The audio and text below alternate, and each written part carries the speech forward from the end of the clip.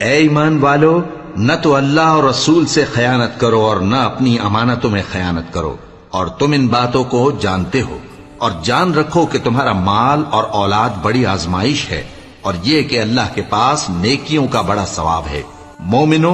اگر تم اللہ سے ڈرو گے تو وہ تمہارے لیے حق و باطل کا فرق ظاہر کر دے گا اور تمہارے گناہ مٹا دے گا اور تمہیں بخش دے گا، اور اللہ بڑے فضل والا ہے۔ اور اس وقت کو یاد کرو جب کافر لوگ تمہارے بارے میں چال چل رہے تھے کہ تم کو قید کر دیں یا جان سے مار دیں یا وطن سے نکال دیں، تو ادھر تو وہ چال چل رہے تھے اور ادھر اللہ تدبیر کر رہا تھا، اور اللہ بہترین تدبیر کرنے والا ہے۔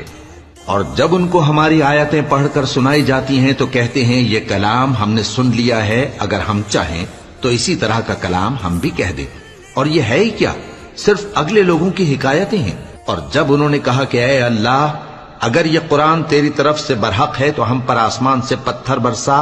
یا کوئی اور تکلیف دینے والا عذاب بھیج دے،